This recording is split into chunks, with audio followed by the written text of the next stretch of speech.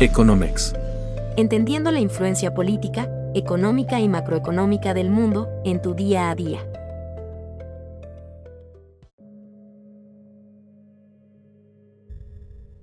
En los últimos días hemos visto algo que a primera vista parece una muy buena noticia. Y es que el tipo de cambio se ha apreciado fuerte y el peso regresó a niveles de 17.36 unidades por dólar. Este es un nivel que no veíamos desde mayo de 2024. Y esto lo ha colocado como una de las monedas más fuertes frente al dólar. Y muchos lo están leyendo como una señal de solidez económica, como una muestra de la confianza en México, e inclusive hay quien señala que esto pues, es un respaldo a la política económica de la presidenta Claudia Sheinbaum. Pero para eso estamos en este canal, para explicar lo que realmente está sucediendo, porque cuando uno le rasca un poquito, lo que vemos es una historia muy distinta, porque el peso está fuerte, sí, pero no porque México esté especialmente bien, sino porque el mundo, básicamente en la cuestión financiera, se está moviendo de una forma que hoy favorece y de manera temporal a las monedas emergentes. Esto frente a un dólar que se está debilitando. Y bueno, yo soy Alejandro Gómez Tamés. Este es el episodio 86 de Economex Podcast. Si les interesa entender la economía con contexto real, los invito a darle like de una vez a este video. Suscríbanse a nuestro canal en YouTube y también que se suscriban a mi newsletter en economex.substack.com, donde publicamos análisis muchísimo más profundos y extensos que llegan directamente a su correo electrónico. Ahora sí, entremos en materia. Como ustedes saben, el viernes 23 de enero, el peso mexicano cerró en 17.36 pesos por dólar. Este es su mejor nivel desde mayo de 2024 y en la semana acumuló una ganancia de 1.57% y en lo que va del año ya avanza más de 3.5%. En cualquier otro contexto, esto sería interpretado como una señal clara de fortaleza macroeconómica de México. Pero el problema es que el contexto actual no acompaña esa lectura. Los datos del INEGI, los datos oficiales, pues muestran una debilidad. Y la economía real mexicana habría crecido apenas 0.4% en 2025. Y los datos internos, de hecho, cuentan una historia mucho más sobria. Se acaba de dar a conocer el dato del IGAE y en noviembre de 2025 la actividad económica se contrajo 0.2% a tasa mensual y creció apenas 1.1% en términos interanuales.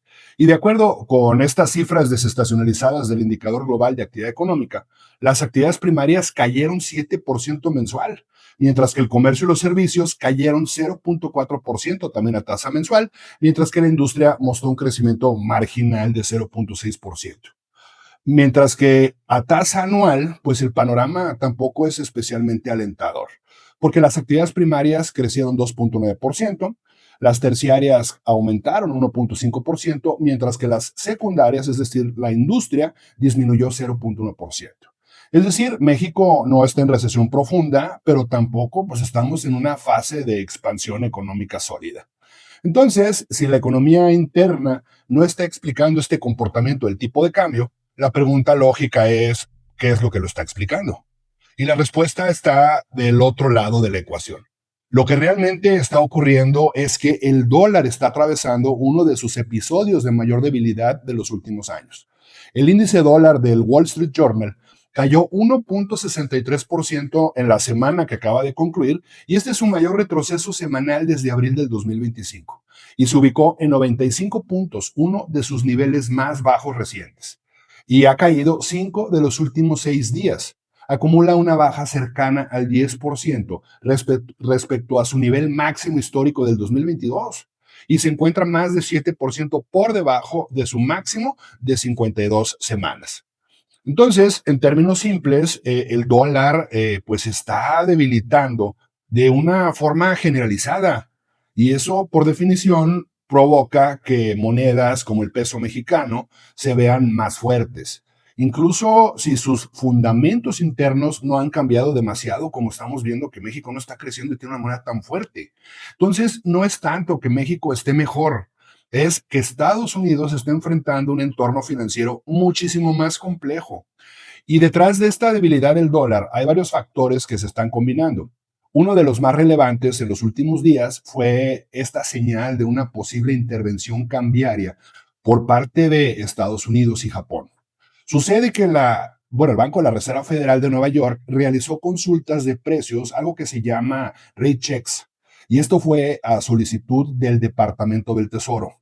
Y este tipo de movimientos no son habituales y suelen interpretarse por el mercado como una señal clara de que las autoridades están preocupadas por la dinámica de una moneda y entonces pues quieren estar listos para intervenir en caso de ser necesario.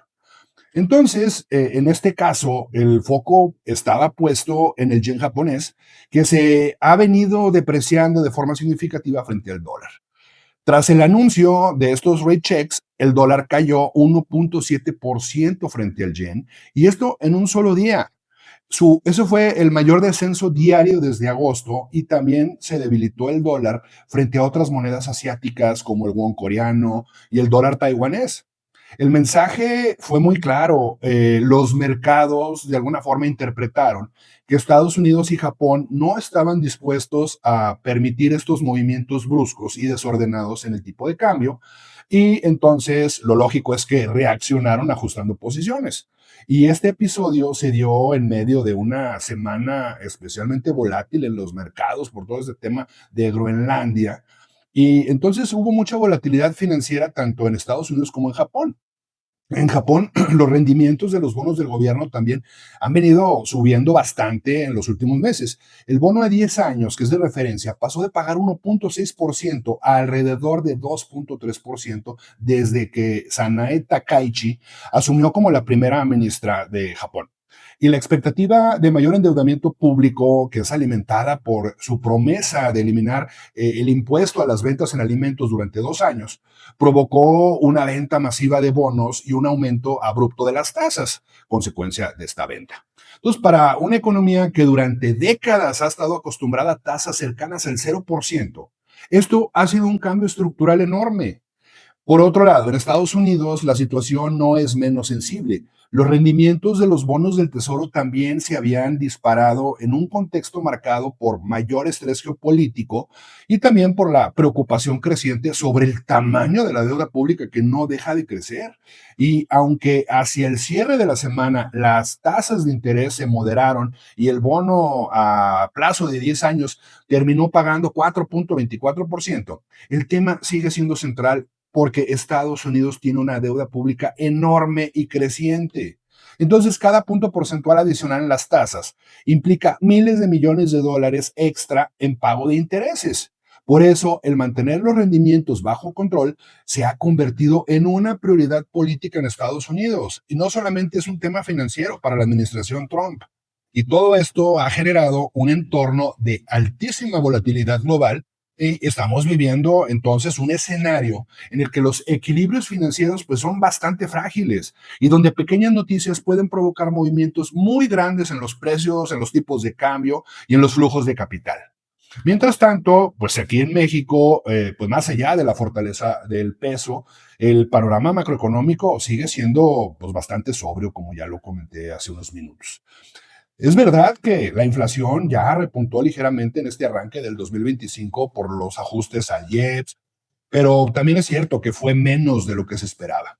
En la primera quincena de enero, el INPC subió 0.31% y la inflación general anual se ubicó en 3.77% y esto, bueno, pues fue por debajo de lo que esperaba el mercado. El impacto fiscal, esta alza en el IEPS y los aranceles fue real, sobre todo en productos como los cigarros y los refrescos, pero fue parcialmente compensado por la baja en los precios de los energéticos y algunos bienes agropecuarios. El problema es que la inflación subyacente se mantiene elevada y ya llegó a 4.47% anual. Esa es la inflación de las mercancías y los servicios. Y esto fue impulsado por las alzas en los precios de las mercancías. Y eso refleja que las presiones inflacionarias de fondo no han desaparecido. Y aún así, el mercado sigue anticipando 2 recortes adicionales a la tasa de interés por parte del Banco de México en lo que pues va a ser el 2026, lo que llevaría a la tasa de referencia o esa tasa objetivo de un 7% actual a alrededor de un 6.50% hacia el cierre del año. Antes de eso, se espera pues también una pausa, no va a haber recortes en la siguiente reunión. Y esto es precisamente porque el Banco de México está atrapado entre una inflación persistente y un crecimiento económico débil. Aunque ya desde este espacio hemos comentado que la Junta de Gobierno del Banco de México va a acabar haciendo lo que le dicten desde la Secretaría de Hacienda y desde Palacio Nacional. En ese sentido, también es importante destacar que con todo y los 13 recortes de tasa de interés que han ocurrido desde inicios de 2024, hemos visto que la actividad económica en México no se ha logrado reactivar. Y el diagnóstico es bastante claro. México está viviendo un escenario de muy bajo crecimiento económico, tenemos una inflación subyacente muy preocupante y al mismo tiempo una política monetaria que está alineada a intereses políticos y no técnicos. En este contexto, la fortaleza del peso ayudará a contener la inflación porque sí, abarata las exportaciones, pero esta fortaleza, este superpeso, perjudica a la planta productiva nacional porque encarece las exportaciones y favorece la entrada de productos importados. Es decir, el superpeso no nos va a salir gratis. Tiene beneficios de corto plazo para algunos, pero también costos estructurales muy importantes para otros. Y por si fuera poco, a todo esto se suma un entorno geopolítico cada vez más presionado. Hemos visto pues las amenazas recientes de Donald Trump que le quiere imponer aranceles de 100% a Canadá si Canadá profundiza o sigue coqueteando pues con esta relación comercial con China, con una muestra clara de cómo el comercio internacional, el comercio internacional sigue siendo utilizado como herramienta de presión política por parte de Donald Trump. Entonces, Canadá ha buscado diversificar sus relaciones ante la incertidumbre política de Estados Unidos, pero Trump le ha respondido con un discurso abiertamente confrontacional. Todo esto añade incertidumbre adicional a la renegociación del TEMEC que tenemos en puerta y a las cadenas de valor de Norteamérica. Y estos conflictos no son ajenos a los mercados financieros.